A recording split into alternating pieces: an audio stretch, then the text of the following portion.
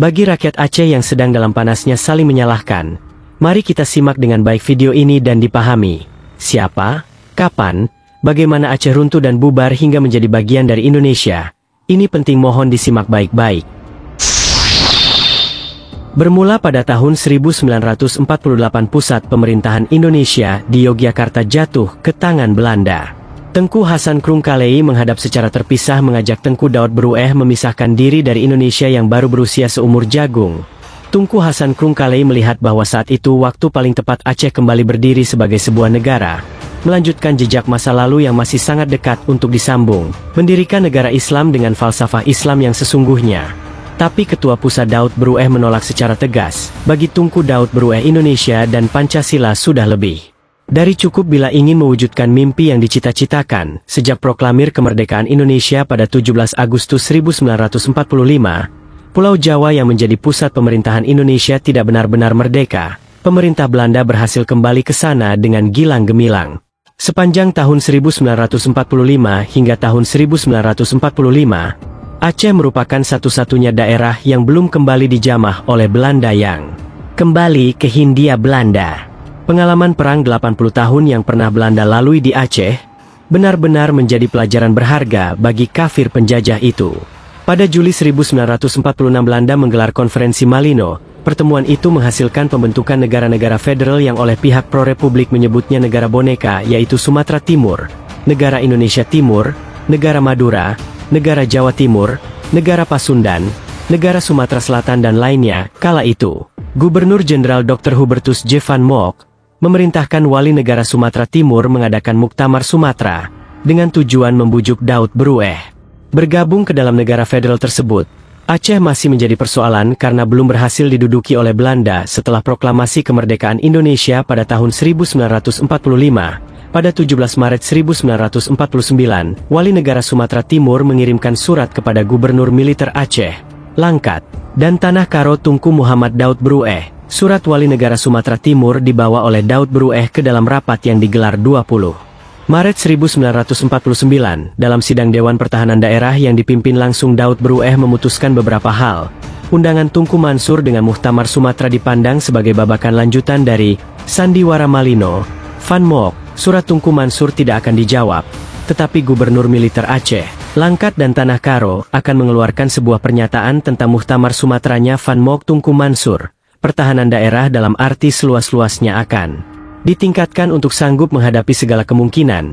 Usaha-usaha untuk membantu perjuangan rakyat di daerah-daerah pendudukan di luar Aceh akan tambah digiatkan, baik yang berupa senjata, bahan pakaian, bahan makanan, dan sebagainya. Penyediaan devisa untuk biaya perjuangan Republik Indonesia di luar negeri akan tambah diperhebat. Aceh akan tetap menjadi bahagian tidak terpisahkan dari Republik Indonesia yang diproklamirkan oleh Soekarno-Hatta. Keputusan tersebut kemudian diumumkan melalui Radio Republik Indonesia, RRI. Melalui surat kabar Semangat Merdeka, SKH Semangat Merdeka menulis keputusan-keputusan tersebut sebagai berikut. Perasaan kedaerahan di Aceh tidak ada, sebab itu tidak bermaksud membentuk Aceh Raya sebagai Tapanuli Raya, Bengkulu Raya, Bangka Raya, dan lainnya. Karena itu di sini adalah semangat Republikan. Jauh hari sebelumnya, Daud Berueh telah membuktikan berkali-kali kecintaannya terhadap Indonesia yang masih berusia seumur jagung. Perang Medan Area yang fenomenal merupakan pertempuran antara rakyat Aceh yang turun ke gelanggang setelah rakyat dan militer Indonesia di Sumatera Utara tidak dapat mempertahankan diri dari serangan tentara Sekutu dan Nica. Divisi X Gajah Putih memegang peranan besar dalam perang tersebut. Bahkan kendaraan lapis baja tank yang bermarkas di Juli Biruen ikut dibawa ke Medan Area. Daud Berueh juga berhasil mengajak rakyat Aceh menyumbang harta benda demi memberikan 2 unit pesawat terbang kepada Indonesia yang saat itu baru lahir dan kondisi miskin. Bahkan, dalam kedudukannya sebagai gubernur militer, Daud Berueh merupakan petinggi militer pertama di Indonesia yang berhasil menyatukan laskar rakyat ke dalam TNI tanpa kendala berarti. Tuba untuk Daud Berueh sebagai gubernur militer Aceh, Langkat, dan Tanah Karo. Daud Berueh bertambah besar sebagai tokoh politik dan militer. Namanya dielu-elukan di berbagai penjuru. Konon lagi setelah seluruh pengaruh kaum Ulu Balang berhasil ia redam lewat revolusi penuh darah, nama Daud Berueh agung sebagai sosok utama tanpa saingan. Namun, pengorbanannya kepada Indonesia, ketulusannya membela Indonesia, kebanggaannya diberikan jabatan besar, harus pudar dalam tempo tidak lama. Pertengahan 1950 markas besar Angkatan Darat, Embat, yang dipimpin oleh Kolonel Abdul Haris Nasution, membubarkan divisi X Komandemen. Sumatera, di Aceh hanya ditempatkan satu brigade, yang tunduk di bawah divisi Bukit Barisan di Medan. Panglima divisi X Kolonel Husein Yusuf menghadap KSAD di Jakarta. Sayangnya, pihak Embat justru memberikan jawaban, kalian orang militer yang wajib mematuhi segala titah dan mentaati segala perintah, dan taatilah perintah ini tanpa embel-embel. Maka hari itu sahlah divisi X dibubarkan, karena tidak lagi menjabat sebagai Panglima Divisi. Pangkat Husein Yusuf diturunkan menjadi Letnan Kolonel pun demikian.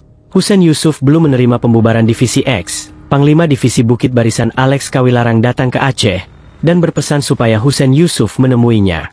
Namun karena masih merasa bahwa dirinya Panglima dan belum menerima keputusan pembubaran divisi X, Husein Yusuf menolak perintah menghadap ia memilih pulang ke Biruan Aceh. Penolakan Husein Yusuf dipandang oleh Alex Kawilarang sebagai tindakan indisipliner.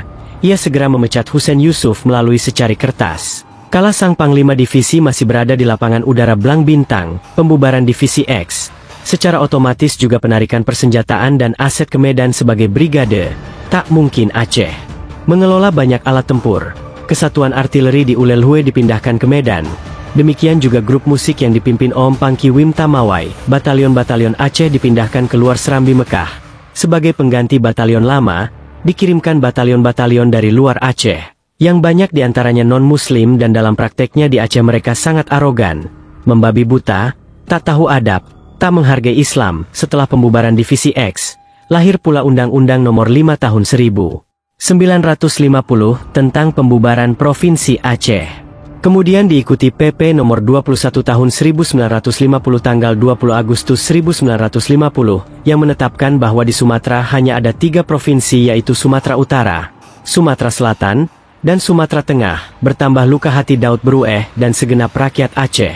Aceh yang memberikan susu supaya bayi Indonesia bisa hidup, justru Indonesia meniadakan Aceh, di mana Sumatera Utara ketika kedaulatan Indonesia hanya tersisa di Aceh. Di mana daerah lainnya ketika Indonesia nyaris tinggal nama?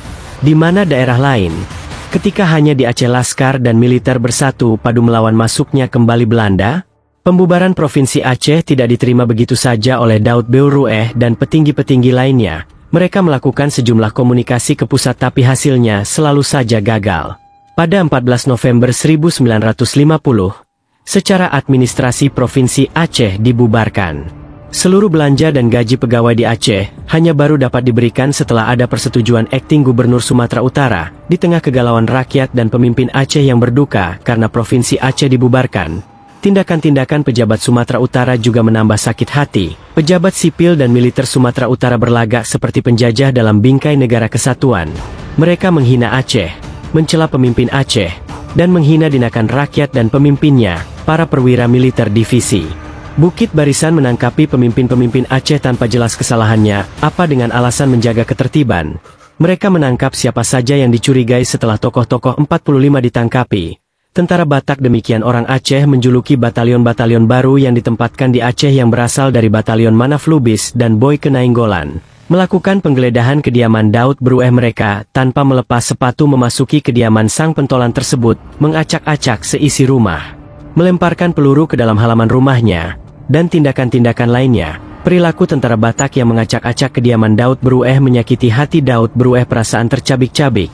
Dengan alasan mencari senjata api gelap, mereka mengacak-acak melemparkan ke sana kemari perabotan rumah. Betapa perilaku tentara Batak tersebut telah mencoreng harkat dan martabat Daud Berueh sebagai ulama, sekaligus mantan gubernur militer, dan ayah yang memberikan susu kepada Indonesia, kala negara baru saja menyatakan kemerdekaan, namun bahkan belum punya satu celana dalam pun.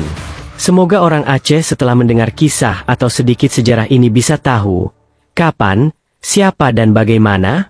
Jangan sampai lagi rakyat Aceh saling menyalahkan.